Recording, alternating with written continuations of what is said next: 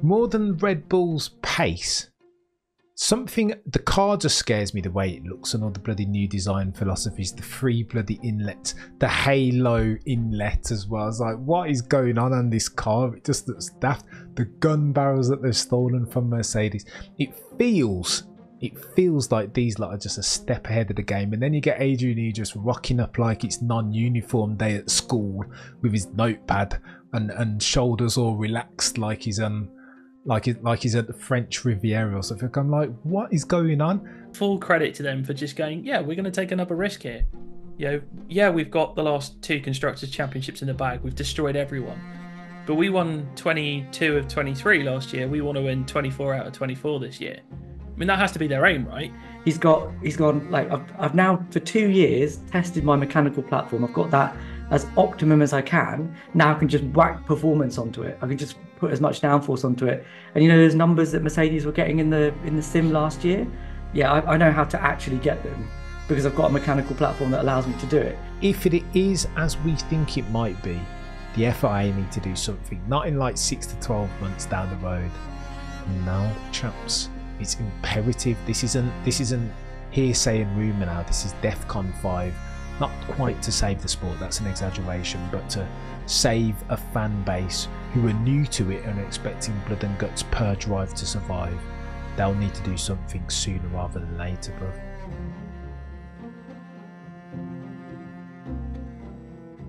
Hello and welcome to another episode of the Shakedown. With me as always, my brethren, my brothers, my co-host, Shezinho and Sir Baxty. How are we doing, chaps? Good, mate. Right. Good. I hope you both are significantly better in mood than I after watching day 1 of testing at Bahrain 2024 because I've had enough, lads. Baxty, how did you react to it, bruv? What did you ingest and what were your highlights and key takeaways? Okay, so full disclosure, I didn't actually watch that much testing because I've been traveling all day. So yeah, I've had signaling failure at least 2 legs of my journey today, so it's all been a bit of a crap fest. What I did take away is that look, the Red Bull looks quick, but I'm not buying that 1.1 second gap for a minute because I'm not saying it's not the fastest car. I think it will be, but I just don't think anyone was doing any real performance running. We won't see that until Friday in the last session when all the teams will start to flex their muscles a little bit, and we'll see who is the Mr. Olympia, if we're going to go down that really weird analogy I just started. But I think the Red Bull concept looks fascinating. I mean, even a noddy tech head who knows nothing like myself was going, oh, that looks interesting. I think Mercedes, you can't take too much from. Yeah, putting my Mercedes hat on for 2 seconds. They literally didn't show anything today. I think the team that probably has the most concern is Williams and Haas. McLaren looked promising. And yeah, and RB, let's keep an eye on RB because Zach Brown, he might be on it. I can see him get if they start beating Mercedes and McLaren and Aston Martin, you best believe Zach Brown's going to be marching straight over to the FIA and might have a few others in tow. Mate, sometimes you got to take your lumps if you haven't built a fast car. Shez, talk to me about this RB20 for a second because I looked at that straight away and I was like, this car is ridiculous. It looked brilliant in the livery reveal, but then to see live in the living flesh today, I was like, oh my god, like instantly before it even left the garage my heart sunk. I was like, oh no, this is Max Verstappen dominant season again, isn't it? Tell me that I'm wrong, Shez. I mean, I wish I could, but I feel like this is just a continuation of Red Bull just making fun of everybody else on the grid. They did it with their launch. We're bringing out an evolution of last year's car, and then wait a second, it looks completely different. And there's some features of it that look like our main competitors, and then they've turned up at testing where the convention is normally to hold a little bit in reserve for the first couple of sessions, and they've walloped everybody else by over a second by the end of the day. I mean, I take what Baxty's saying that it is only day one of testing, and a lot of stuff can happen. And there's a lot of as everyone's setups start to optimize, that things could change. But like for day one, that's a pretty big marker. And the fact that Red Bull are kind of like, yeah, we're happy with our setup and we're happy to just like put it on the line and on the same tire as everybody else go over a second quicker, that doesn't bode very well. But I have to say, like the rest of the field look pretty close again, like they did last season. McLaren were interesting. They had the entire 2023 season in microcosm.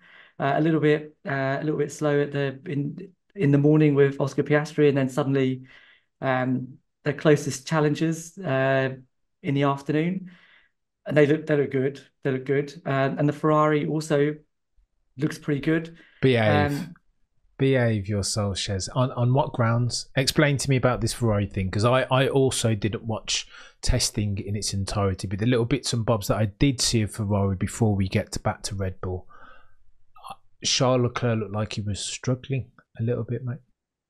Oh yeah, but I think a lot of that was just was them doing their setup work. But what I'd said pre was, when we saw the launches, the car looked a little bit like they were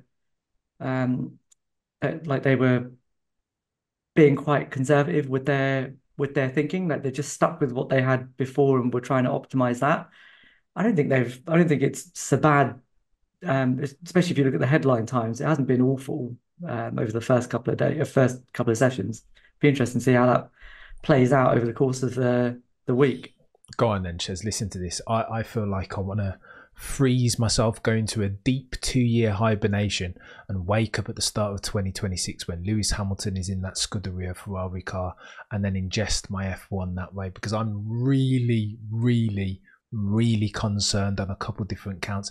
If, as it looks like, Baxty's right that this is only testing, you want to gauge success. What success looks like in testing is completing lots of laps right, and doing a bit of a data dive and gathering lots of data, tinkering for your setups and learning more about new concepts and design philosophies of your Mercedes. That's absolutely what testing looks like. However, I'm concerned, chaps, from what we've seen. I'm super concerned. That car, more than Red Bull's pace, the car just scares me, the way it looks and all the bloody new design philosophies, the free bloody inlet, the halo inlet as well. It's like, what is going on this car? It just looks daft. The gun barrels that they've stolen from Mercedes. It feels like these lot are just a step ahead of the game. And then you get Adrian E just rocking up like it's non-uniform day at school with his notepad and shoulders all relaxed like he's like he's at the French Riviera or something. I'm like, what is going on? Max Verstappen puts in that blisteringly quick laps, jumps out the car, and GP's nodding and winking at Christian Horner like there's some inside joke going on, like they know they've got the next 24 months in the bag. And not least, chaps, here's where I'm really, really concerned. If, as I hope I'm wrong, if, as it looks, these other guys have flopped it, the 9 teams on the grid haven't come on, and one team has perfected, if not advanced, their design concept, then it's not just a write-off for this year now, is it? It's a write-off for the next 2 years. Because over the next couple of months, the likes of Mercedes and Ferrari and McLaren are going to just sack off, completely write off 24 and 25 and start focusing on the big new rule and reg change in 2026. Am I wrong, Baxty? What's going on here? Partly because they're not allowed to work on their 26 cars. So they will have to, and I think they can now start work on 25. I think I don't quite know how these new rules work, but they definitely can't start work on 26 yet, other than I think maybe doing what they need to do for the engine. Look, I actually respect what Red Bull have done here, and I know all of the viewers of this podcast will be going, sorry, who is that guy sat where Baxty is? Because that's not him. He's praising Red Bull. What's going on here? But I respect them for going, we could have just coasted in and still had a car that's maybe a 10th quicker, because our design philosophy was so much better than yours anyway. But no, you know what we're going to do is we're going to evolve. We're going to take inspiration from what we've seen. I've been very watching a few more experiences. My friend of the channel, Dr. Rob's basically saying it isn't a zero pod that they've done. They've done a slim pod, so it's kind of halfway between the two. And basically, what they've done is they've put the narrow inlet that Mercedes used to have and turned it horizontal because obviously Mercedes was vertical. But just the fact that they're willing to do that, yeah, they could have coasted, they could have rested on their laurels, but you can't do that in Formula One. And Adrian Newey was never going to let them get away with that. And I think, full credit to them for just going, yeah, we're going to take another risk here. Yeah, we've got the last two constructors championships in the bag. We've destroyed everyone, but we won 22 of 23 last year. We want to win 24 out of 24 this year. I mean, that has to be their aim, right? Because how do you improve upon last year? I'm not saying they're going to win 24. I'd be amazed if they won all 24 races. I think they'll win a lot of them, and I think they'll win the championship fairly handily. But I just let's keep it toned down. I respect them for doing what they're doing. They're not standing still. They're keeping to push. They're keeping to innovate. But we still don't know what some of the other teams are doing. I don't think Ferrari showed their full hand. I don't think McLaren showed their full hand. Mercedes definitely didn't show their full hand. So yeah, let's wait and see where we are on Friday. That's for sure. Baxter, you know what you look like right about now to me? You know that meme of the cat that's saying it's fine and it's like fire in the background. Have you seen that? I know the one you mean. I would disagree with that. But it's a dog, isn't it? Oh yeah, sorry, it is a dog. Well, there's also that, yeah. Yeah. I just yeah, I don't know. Chaps, it was just mightily impressive. And even how the car looked on bloody track. Super stable when everybody's struggling with porpoising and trying to manage the contours at the Sakir track. They're just... They weren't porpoising. They definitely weren't porpoising. Bahrain is a notoriously bumpy track. Yeah, agreed. Yeah. I don't know. Anyway, Shez, talk to me, bro. Give me some hope because I'm losing the will to live here, man. It's chaos. Yeah, I mean the problem is it's your 48 months thing. I don't think it's quite 48 months, but there's a difference between what Red Bull are doing and what the rest of the grid are doing. The rest of the grid are basically trying to course correct and fix the problems that they had before to get them back onto a pathway that allows them to add performance. Whereas Red Bull are just adding performance now because they've already got a proven concept that they know when they add performance it works. So they're miles ahead while everyone else is still testing the system. But Shez, is that... So this is where I differ, bro, because those changes, again, how do they know? Those changes didn't work on Mercedes, right? So yeah, I don't want to under-reg the extent to which they've been risk-seeking. Crazy risk. But Cam, the key to this has not been about side pod design or front wing design or how the halo sits on the gun turret. It's not about that. It has always been about the suspension and the mechanical platform. If you get that to work, then you can get your aero to work, and you can start to really chase the downforce numbers, right? Which is what I think Newey's been able to do. He's gone like I've now for 2 years tested my mechanical platform. I've got that as optimum as I can. Now I can just whack performance onto it. I can just put as much downforce onto it. And those numbers that Mercedes were getting in the sim last year. Yeah, I know how to actually get them because I've got a mechanical platform that allows me to do it. Whereas everybody else, that 48 months is them going, now we've got a mechanical platform that allows us to do stuff, but we don't really understand it because this is the first season we've got it. So they're still in that year one phase of this rule set, whereas Red Bull are properly in year 3. Shez, I've had enough, man. Debbie Downer over here. I can't even help it. I'm leaning into it, chaps, because I just can't. What else can you do? What I would say about Mercedes today is what they, as you alluded to, they're basically learning and they're going, right, does this car have any fundamental flaws? And if it does, do we need to spend another season fixing flaws, or can we just have a good mechanical base and go, right, now we can add performance to the car, which then will hopefully try and drag them a little bit closer to Red Bull, but who knows? Yeah, and I think Ferrari were probably doing a little bit of that today as well, kind of testing and optimizing setups and making sure that they've got everything. I know Alpine certainly would have been doing that today because they've got a completely new concept on their car as well. So yeah, it's very easy to look at a 1.1 second gap on day one of testing and go, oh my God, it's all over. And there were definitely some Mercedes-like signs from Red Bull, the reliability, the fact that Max could just pump in lap after lap after lap. I think 130 laps he did. 142. 142. I know Haas did the most on the day between Magnussen and Hulkenberg, but yeah, he 142 laps. You know, that's great reliability. I mean, reliability hasn't been so much of an issue. I know Williams had a bit of trouble, Mercedes had a bit of trouble, McLaren had a bit of trouble, but that was easily fixed stuff. So yeah, the fact that they could just jump in, pump in laps, that reminded me sort of 2020, 2019 Mercedes.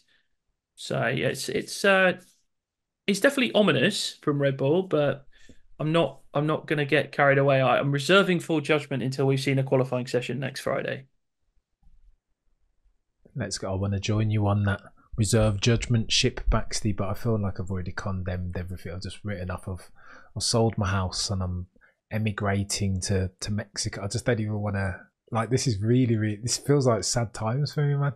I've banked on just one of them, right? It doesn't need to be Mercedes even. I don't care if it's McLaren or Ferrari or I'm really not for Williams and Logan and Albon. I really don't care. I just need somebody to be able to offer some form of resistance to Red Bull for one season at least, just like make me believe. And now it just feels like I feel like I've asked my parents for a PlayStation 2 for Christmas and they put a big box under the tree and I've opened it and in it is nothing but polystyrene and bubble wrap. I can't help but feel a bit Bubble wrap's a great present. What are you talking about? Not when you expect it to pierce to you. It's not Baxty. But again, maybe that's me and my expectations, right? Maybe I should have known that Adrian Newey and Red Bull were only going to kick on.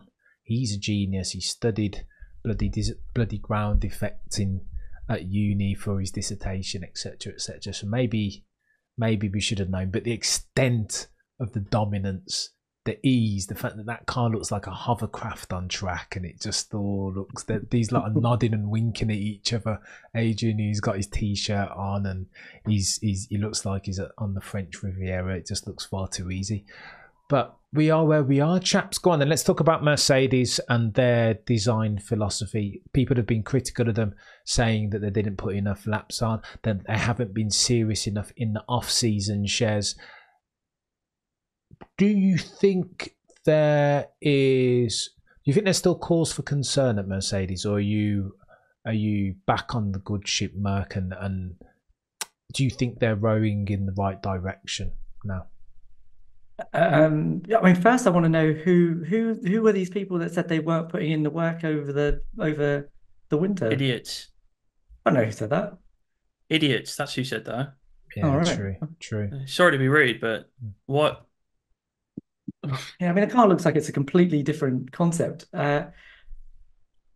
Look, I think that everybody else on the grid today seemed to have a very standard day one of testing, right? Where they were discovering their new car, working out what works, working out what needs to be optimized, working out what needs to be set up. The only team that weren't doing that were the one that was ahead, or maybe they were, but they were so far ahead that they didn't need to. I don't know, but that's what Mercedes were doing. So I don't have a huge amount of concern about what Mercedes were doing today. And this is classic for them anyway. This is normally what they do in testing. It's always a little bit slow to start, and then they'll bang in the quickest time in the test at the end.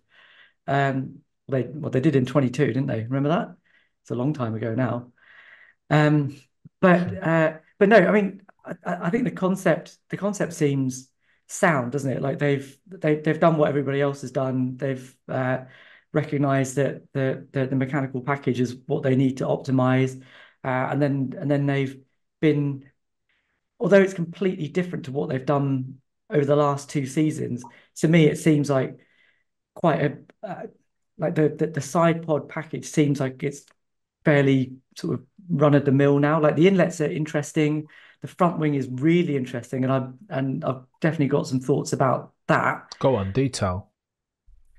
So the front wing, first of all, there was a question about its legality, which was never really going to fly. Oops. it's a Zoom thing. I don't know why it does that. Uh, um, but the idea has been that having that little cord in the middle of the wing, and then um the big flare out at the outer edge of it is designed to create a vortex like the old Y250 that pushes the front tire wake outwards, i.e. outwash, which is great. I think that will add performance. But where some people think that the spirit of the regulations is a made up thing, I'm worried about that because actually if that works and everybody on the grid decides that they're going to stick something like that on their car, then no one's going to be able to follow. And the whole point of the regulations that we've just had are going to be moot. We're just going to have a whole bunch of, the amount of downforce that the car following loses is going to have is going to have increased year on year on year, which is completely against what we were trying to get. And although I want teams to innovate, and it's really cool that Mercedes are doing it, if it means that we have worse racing, that can't be a good thing. Yeah, fair. Fix the rules, I suppose. It's a weird one, this. Like, I hear a lot of people conflate the competitive landscape with the rules and regs failing as far as facilitating closer racing, right? They're two separate entities, and I don't want to... The two shouldn't mix. Baxty, talk to it. Did you guys see Pat Simmons talking about this on the... I didn't, but I kind of heard the implication he was giving. Like, Shez will be able, if you did, I defer to you. But was he basically opening the door to protest with what he said? That's the implication I was getting from what I've been led to believe.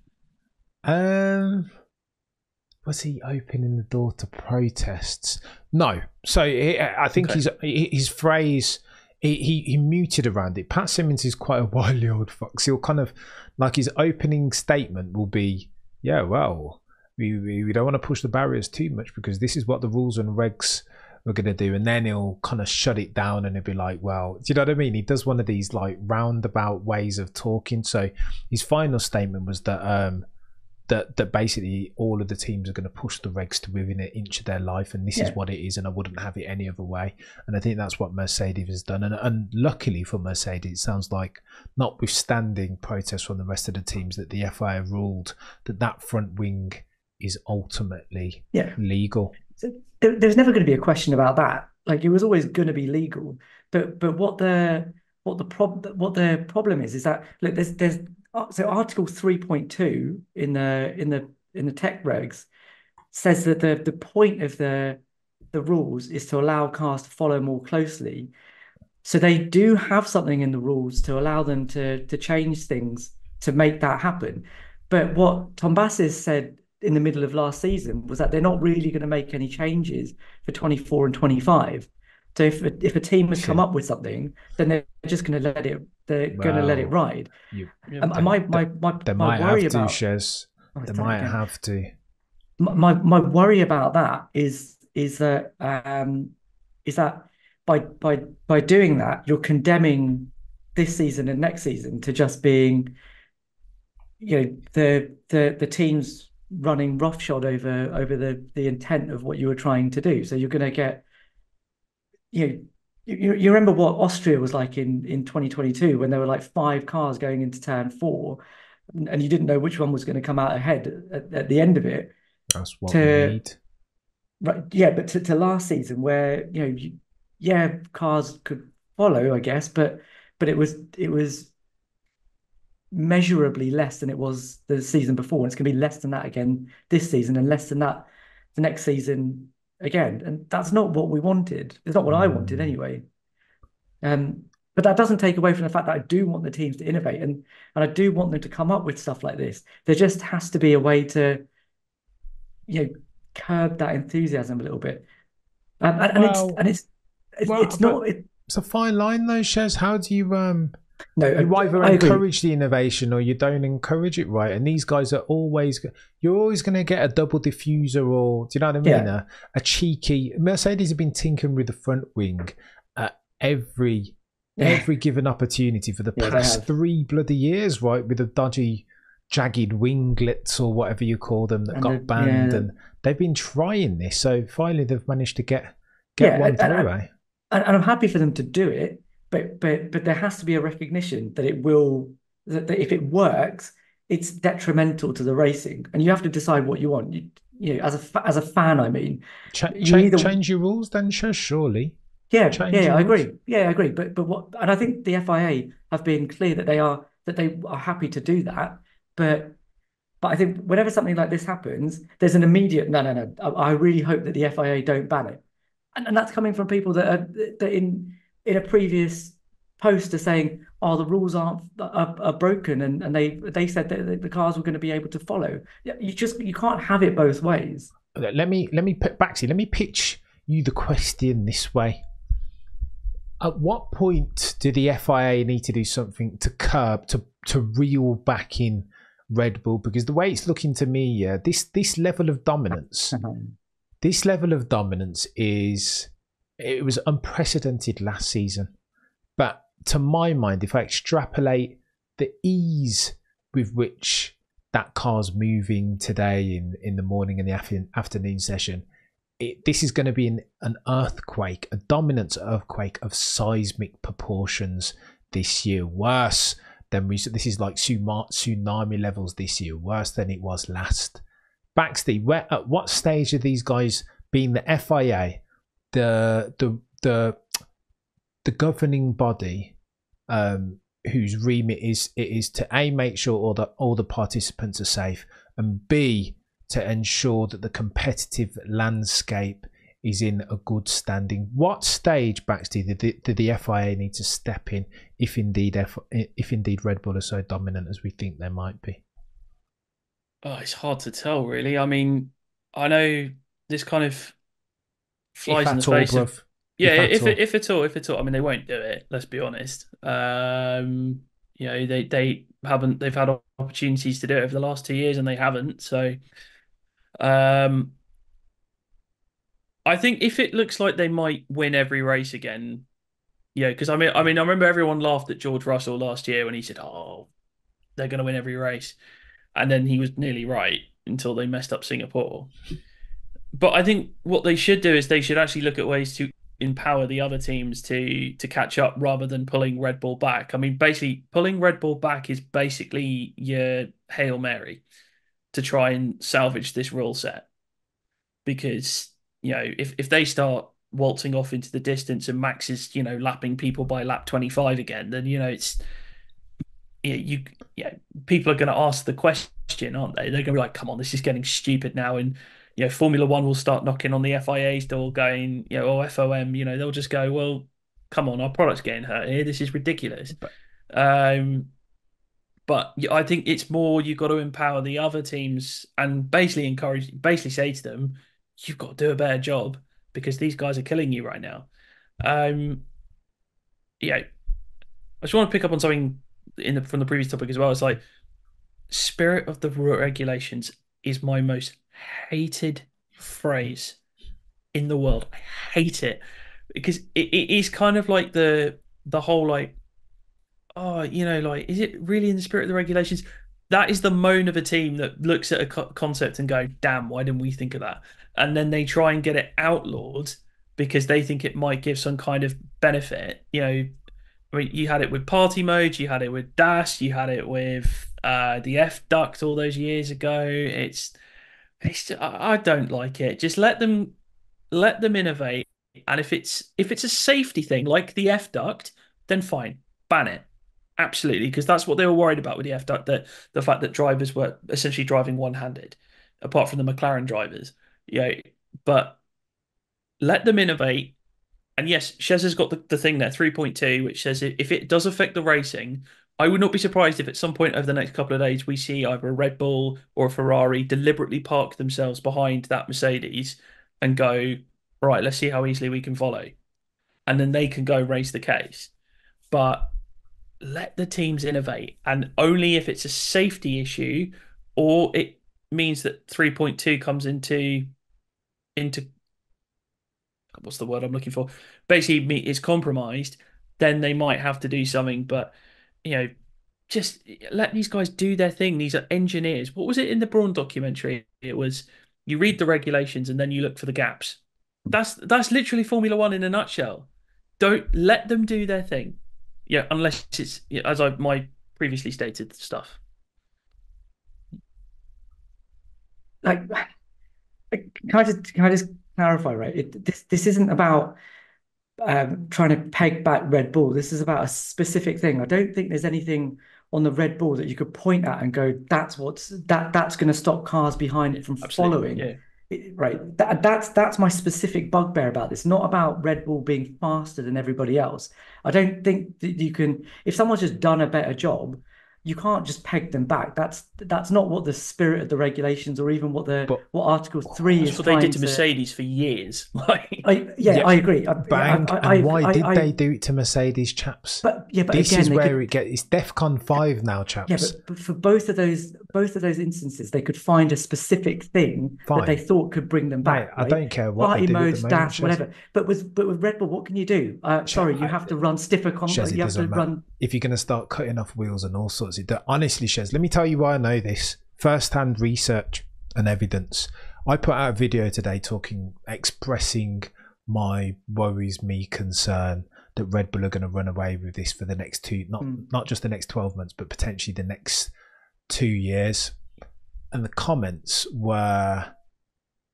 The comment that I saw most was, you know what, come, I've already cancelled my F1 TV. I don't care anymore. I'm not watching F1. I'm not going to watch F1 for the next 2 years.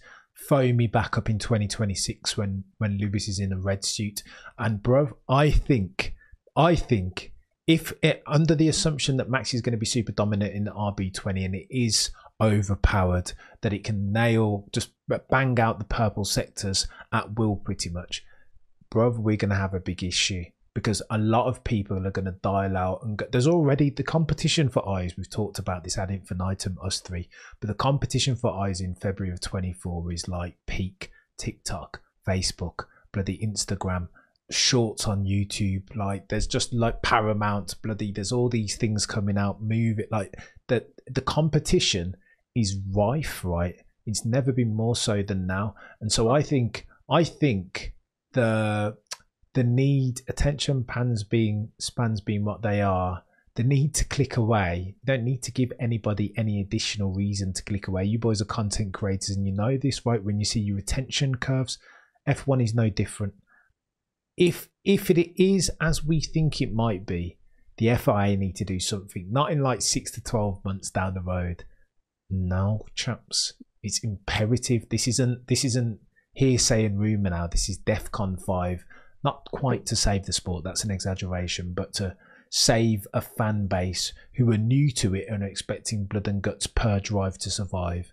They'll need to do something sooner rather than later, bro. I don't deny that. I get that you want eyeballs on your product, but there isn't we've said this on this pod before, right? That there isn't a specific area of the Red Bull that you can just say, nah, sorry, that's illegal. In 2011, they could do that with exhaust blown diffusers. In 2009 to 2010, they could say that about the double diffuser. With Mercedes in 2020, they could do it with party modes and they could do it with DAS as well. So those are specific. You've done this, we're going to ban it because it's bringing you performance. What can they say to Red Bull, especially when people don't actually understand what the heck they've done, right? So unless you say, I'm sorry, but everyone has to run the same spring rates, or everyone has to run the car at exactly the same height all the time. I don't know how else you mandate for that. And the problem is, Cam, that this isn't because Red Bull have done anything wrong. All of the other teams have messed this up for 2 years. For 2 years they've messed it up.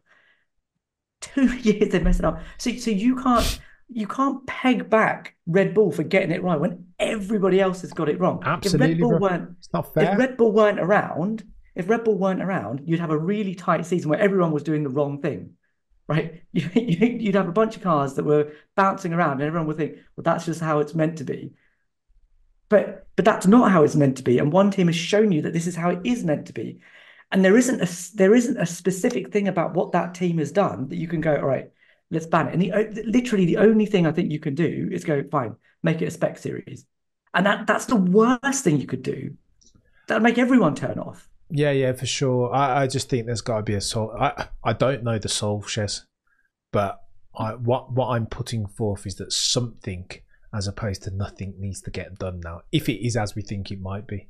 Here's the thing, like when they do these pegbacks, right? You look at Mercedes and you go, well, they banned DAS and party modes, and it didn't work. They were still quicker than everybody else. Then with Red Bull, like, okay, they banned the blown diffuser for one race in 2011. Miraculously, they didn't. Well, miraculously, that's not a word. Miracle of all miracles, they didn't win that race. But that actually worked, and then they caved. But then in 2012, part of the reason they struggled is because they couldn't blow the diffuser until they did that thing with the Coanda. Yeah, they actually found a solution that was legal, and they were kind of like, yeah, okay, fine, off you go. The only team that I've ever seen properly be affected by this on 2 occasions is Ferrari. Yeah, 2019 with the oil burning in the engine, and also technical directive in 22 when they seemed to get hit more than anyone with that rule on the floor, and that's what really tanked them, I would say, in 22. Beyond all the obviously strategy and everything else. What was supposed to be what they thought was the silver bullet to kill Red Bull actually ended up killing Ferrari. The old TD38 or whatever. It's because nobody understands what Red Bull have done. That's why you can't peg them back, because you don't know what you're pegging back. Short of basically, them saying, right, Red Bull, lift your car up, let everyone look at your floor, and then we can have a proper racing series. That's the only way you can do it. Yeah, they had Perez go in the wall in Monaco. They gave everyone a look. Yeah. I'm not being serious. It feels like a funeral. You know what? All right then, go on. I'm not even gonna. I don't propose to know the solve, but again, doing nothing, I think, is the absolute. That's not what they need to do. If Red Bull are as dominant as it looks they might be on the first day of testing. How about we do this? Because we know that one of that design philosophy's Achilles heels is that it doesn't warm up its tyres right. So how about we bring some new pressures and tyres to make it more difficult for cars to warm them up? As an example, there are ways, chaps. There are things that the technobots they've listen. Nothing isn't the answer, chaps. I bet Red Bull are happy that tyre blanket ban didn't come in, because that was supposed to be this year, wasn't it? And if they're having trouble warming up their tyres, bring it in now. What I found interesting, everybody would struggle then. I found interesting this morning. Most is the point, I think. What I found interesting this morning is obviously it was driving the car properly for the first time and everything else, but Red Bull weren't exactly on fire. Max was struggling with the front end. Obviously, by the end of the day, he was fine, but getting in the car, testing it out, they're going to try different setups, and clearly his feedback worked, because they were like, okay, we fixed that, boom, off you go. But C3 was the tyre. I think he was struggling on the C5s initially, wasn't he? And then all of a sudden he puts the C3s on, and then. But that speaks to the point, that sometimes that design philosophy might struggle on tyre. They need to do something anyway, chaps. Sorry, Checo will be in the car tomorrow, and he'll be like third or something, and we'll all think actually it's okay. He'll be down the road, chaps. He's only in the morning tomorrow, and then Max gets back in the evening. I thought Max was going to do the morning as well, and then dip off back to. No, he's doing tomorrow evening, and Checo all day Friday. I think Lewis is all day tomorrow as well. Yeah. When he gets it to within a tenth of Red Bull, we're like, Mercedes are back, yeah. Baxty, behave yourself, sir. That's I can't even dignify that with but listen, it's not beyond the realm of possibility, but neither is my winning the lottery on Saturday, but I wouldn't hold my breath. Go on then, chaps. I want to talk to you very quickly about Netflix Drive to Survive as we round third base, because that's coming on soon. And you know what? I try to masquerade as a diehard and say, well, Netflix Drive to Survive, disingenuous as a series, all this bogus editing. It's Grand Prix racing on PEDs, isn't it? I try to behave as if I didn't like it, and then the first trailer came out, and I was like, oh, this looks a bit tasty. And then the second trailer came out, and I was like, you know what? I will be binge watching this on the day that it comes out. It looks incredible. Shez, join me in that, brother, or still not a big DTS fan? I didn't see the trailer. I'm really sorry. How dare you? But it's like Who 6 o'clock in the you? morning here. What do you want? What do you mean? The trailer came out about 5 days ago. What are you talking about? What trailer? I've had lots to do. How very dare Came out you. yesterday. Yesterday, The UK. second trailer. Yeah. Second trailer. Have you seen the first trailer, Shez? Mate. But this is what diehards do. They don't watch. No, I don't even know why I'm trying to shame you. This is what diehards do, right? They don't watch Netflix Drive to Survive. It's not on purpose. I watched like the first 4 seasons, and yeah, it was interesting. I enjoyed it, but then I have pressures on my time. Yeah. To be fair to you, Shez, I think that's more seasons than what I've watched. I pick and choose. The last time round, I think I pick and chose my episodes. Like obviously, you watched the Christian and Toto one. Yeah. There's a couple of us that I did watch, but yeah, I wasn't going to watch like Ghastly versus Ocon or whatever. Baxty, will you be watching DTS? No, it's not. I tried to watch it and I couldn't get into it. I watched the first series and I've been like, yeah, not for me. But I think it has its place. Yeah, it's great for attracting new fans. I'm never not going to welcome new fans to the sport. I think we need to do a better job of not gatekeeping them, being like, "Oh, you guys are the worst because you know nothing." Like we've all been there where we know nothing, and it's actually beholden on us to educate these guys and actually show them. You know what? Drive to Survive you'll realise is a crock of shit, but it's a great way of getting you into the sport. What I will say is the trailer looks more exciting than the entirety of the 2023 season. 100%. Like literally, the off-track drama is going to be great. You got Lewis and Toto kind of having a little bit of a lovers' quarrel, and then the whole Daniel was close to Max in terms of time. That turns out Lawrence Barretto wasn't talking out of his ass. Go figure. I want to watch it. I can't wait to watch it. And you want to watch it precisely because there were these plot lines that said journos have spoken about, and you didn't know whether it was true or false. And now finally, DTS is going to show you the video footage, right? Bring the receipts, and I'm here for it. I can't wait, chaps. Although I might be watching and rewatching Netflix's Drive to Survive more than the 2024 season at this rate. I'll be tuning in though. Here's hoping that Baxty's right and that Mercedes et al. Make a mug of me and bring something to the fore. But again, chaps, not to be a Debbie Downer, but I won't be holding my breath. Hovercraft settings for RB20 in 2024 just looked all too in hand. Yeah, bro. Far too easy. Like the swan in the lake. I know that there's things going on underneath it, but it just all above the lake, above the surface, it just looked too, I don't know, far too easy. But I digress, chaps. You guys have been legends. Do me a favour, if you're listening on a podcasting platform, be sure to follow and be sure to leave 5-star reviews. If you're watching on the YouTubes, like, comment, subscribe, all that good stuff. For Shez, for co-host Baxty, I've been Cameron F1, and as always, remember to look but never stare.